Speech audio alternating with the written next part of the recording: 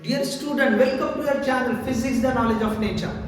आज की वीडियो में हम नीट 2026 की स्ट्रैटेजी को डिस्कस कर रहे हैं। देखिए, आप चाहे नीट 2026 के लिए प्रिपेयर कर रहे हैं या कोई अभी 10th पास किया और वो 2027 के लिए प्रिपेयर कर रहा है, तो देखिए 2025 का जो पेपर है उसको सामने रखते हुए 2026 के लिए हमें क्या स्ट्रैटेजी जो है अपनाना चाहिए, इसको हम बात करें।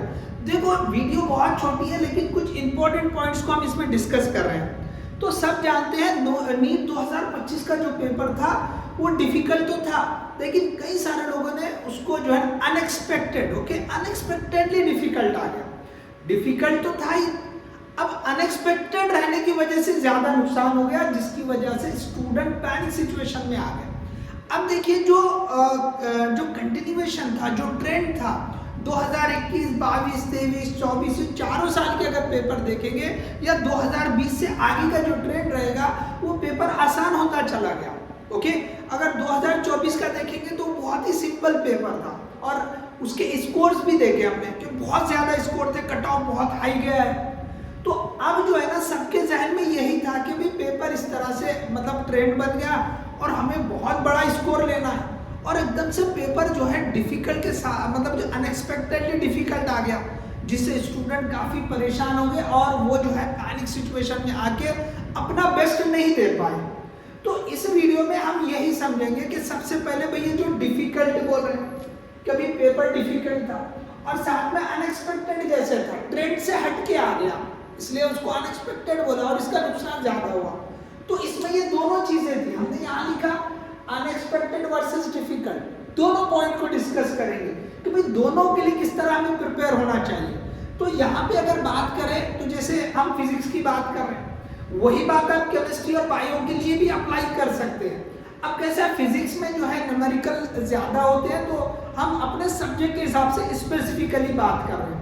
तो देखिए, अगर पेपर डिफिकल्ट होगा, ओके, पेपर अगर डिफिकल्ट आता है तो कई सारे स्टूडेंट तब भी नहीं कर पाते कि कई सारे क्वेश्चन मुश्किल है बल्कि वो छोड़ दिया है। ओके, यहाँ पे सिचुएशन अनएक्सपेक्टेड की मिक्स्ड थी। तो पहले हम बात करेंगे डिफिकल्ट पेपर, अगर यहाँ से आगे सोचे कि भी इसी तरह का ट्रेंड रहा, पेपर का लेवल ऊंचा हो गया, हाई हो गया, डिफिकल्ट क्वेश्चन आने लगे, तो देखिए जो हमको प्रिपरेशन करना है वो कंसेप्चुअली इंक्रीज करना पड़ेगा। ओके, जैसे 2024 और 23 के पेपर देखेंगे, कंटिन्यूअसली जो है वो कट ऑफ बढ़ती चलेगी, पेपर आसान थे, मार्क्स ज्यादा आ रहे थे। तो आपको जो है ना इन डेप्थ स्टडी करनी पड़ेगी कंसेप्ट वाइज। ओके, कंसेप्ट को ज्यादा बिल्ड करने की जरूरत है। तो कंसेप्ट को बिल्ड करना है तो आपको थॉरोली, ओके, जो एनसीईआरटी है उसको थॉरोली स्टडी करनी पड़ेगी। कि कई सारे लोग तो एनसीईआरटी को देखते ही नहीं है। ओके, सिंपली क्या है, जो चैप्टर चढ़ा, जो टीचर पढ़ाए, ठीक है, चलो उनसे सीख लिया जो भी है, और साथ में कुछ क्वेश्चन की प्रैक्टिस करना।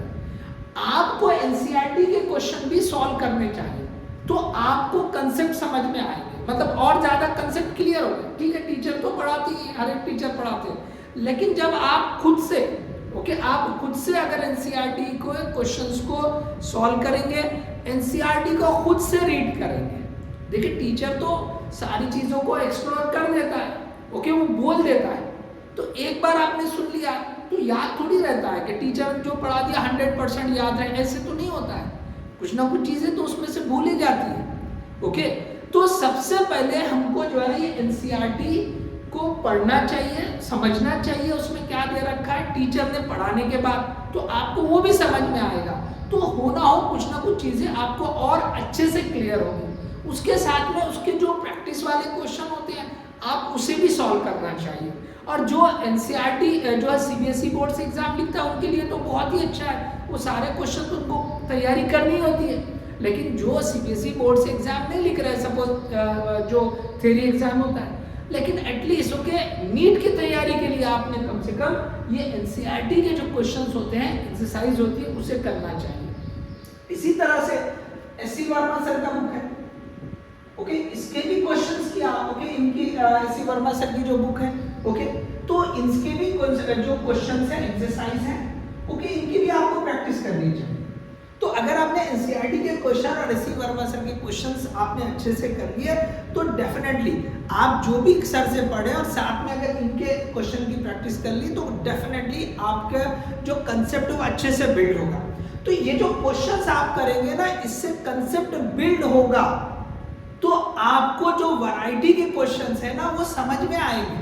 अब क्या हो रहा है, देखिए जो क्वेश्चंस आ रहे हैं ना वो एमसीक्यूज, वो स्टेटमेंट बेस्ड आ रहे हैं, असर्शन रीजन पढ़ गए, ओके, असर्शन रीजन से ज्यादा स्टेटमेंट बेस्ड और मैच द फॉलोइंग ये बहुत हो गए। तो स्टेटमेंट बेस्ड क्वेश्चन जब तक आप ये अच्छे से पढ़ेंगे नहीं एनसीईआरटी, जब तक इनके क्वेश्चंस नहीं करेंगे तो ये थोड़ा सा क्लियर होना मुश्किल है।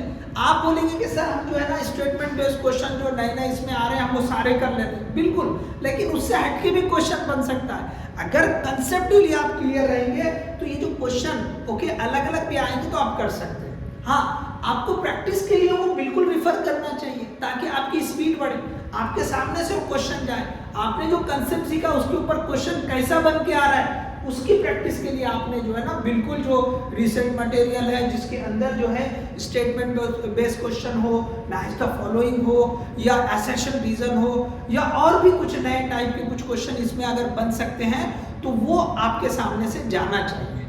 तो आपको खुद ये रियलाइज होगा कि हाँ हमने ये कंसेप्ट यहाँ पे सीखा था, देखो इसके ऊपर इस तरह से क्वेश्चन बना के पूछा है।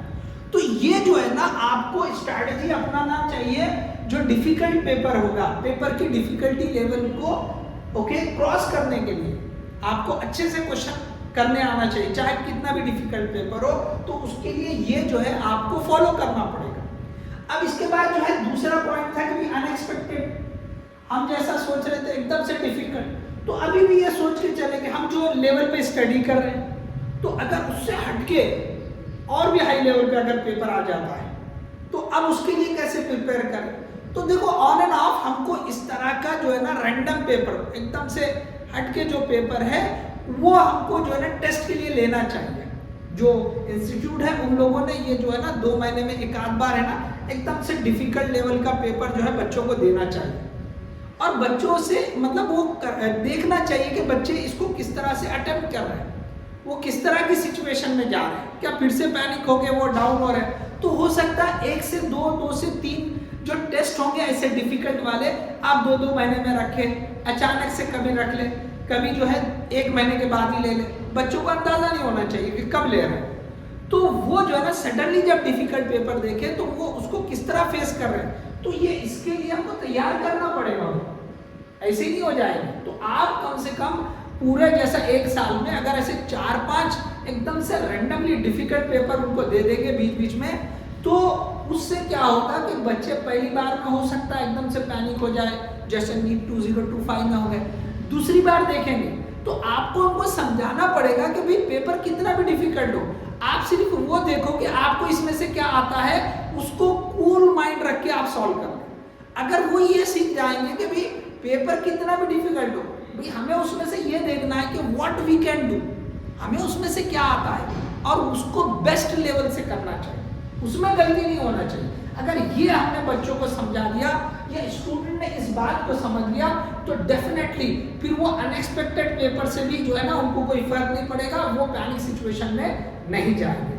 तो यही 2 बातें जो है मैंने एक सिंपल सी नीट स्ट्रैटेजी फॉर 2026 जो है मैंने उसके लिए रखी है। ओके, सो होप आपको इससे डेफिनेटली फायदा होगा। तो इस वीडियो को आप ज़्यादा से ज़्यादा लाइक करें, शेयर करें, ओके, और हमारे चैनल को सब्सक्राइब भी करें।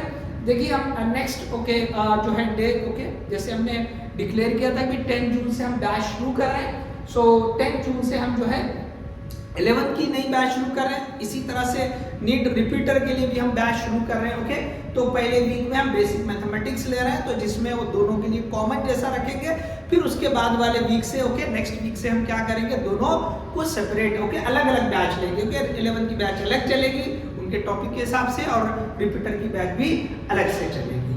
तो ये जो है सिंपल कि हम किस तरह की स्ट्रैटेजी 2026 के लिए अपनाना चाहिए वो हमने डिस्कस किया। चलिए, all the best, thank you.